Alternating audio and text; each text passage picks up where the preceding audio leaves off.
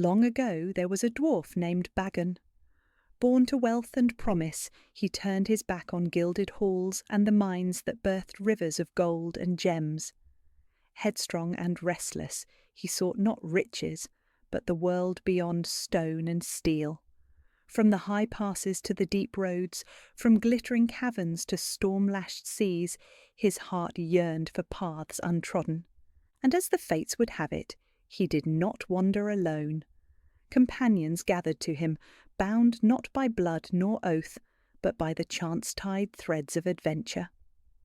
First was Dargason, his younger brother, iron-hearted and fierce, who wielded his axe as if it were an extension of his very soul. Then came Elowyn Nix, the fire-haired sorceress, whose temper matched her flame, both feared and desired in equal measure. With them travelled Lyrian, the half-elven bard, silver-tongued and deadly, her voice a spell and her twin blades a song of steel. Merrick followed, a halfling no taller than a man's chest, yet bearing the light of Pelor with courage to shame kings. Lastly, Rowan the ranger, quiet, steady as the deep forest, his bond with beast and land unbroken. Together they were tempered by battle and bound by trust, their friendship forged in fire and song. Wherever their boots fell, stories rose in their wake. They fought beasts of nightmare, freed the unjustly bound, humbled tyrants, and brought light into shadowed places. In time, their deeds gave them a name that travelled on the tongues of commoners and kings alike, the Wanderers of the Long Road. Their journeys spanned continents and crossed oceans. They braved mystics who commanded storms, battled manticores in forgotten valleys, plundered dungeons lost to memory, and slew dragons whose shadows blotted out the sun. They saved witches condemned for their craft, and slew princesses corrupted by ambition and cruelty. In time, even the walls of the world proved no barrier.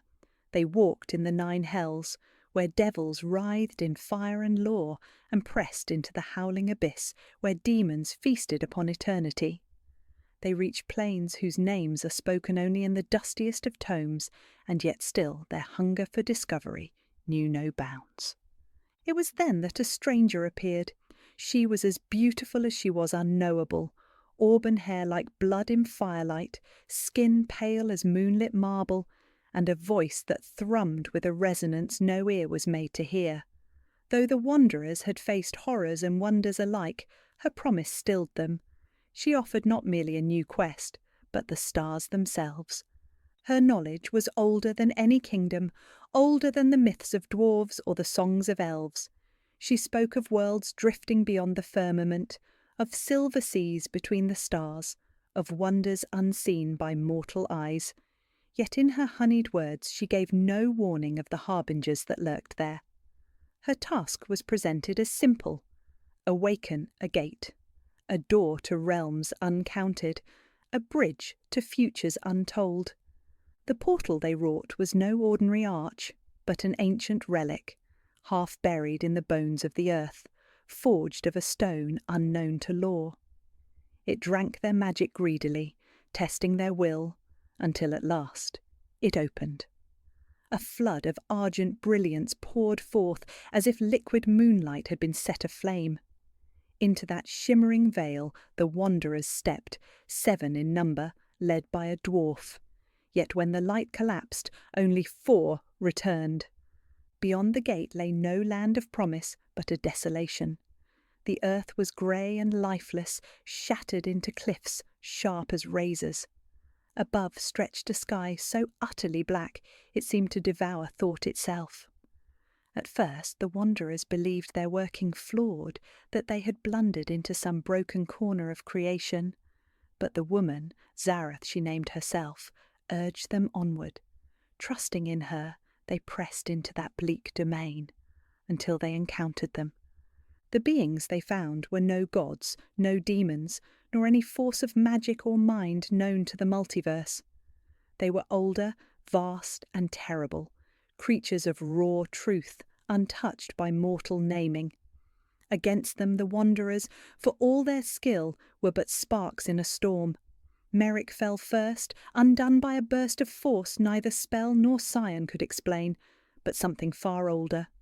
Bagun called the retreat, but only 4 answered. Zareth had vanished. Then Rowan and his faithful firehawk Icarus made their stand, buying the survivors a fleeting chance. Their sacrifice carried the others back through the silver light of the gateway and into the world they knew. The portal collapsed, leaving behind only silence. The survivors emerged broken, burdened with grief, their company shattered. They spoke no word of what had transpired, not of the barren land, nor of the beings that dwelled there, nor of the fate of their lost companions. Whether out of shame, terror, or the knowledge that some truths cannot be borne, no one can say.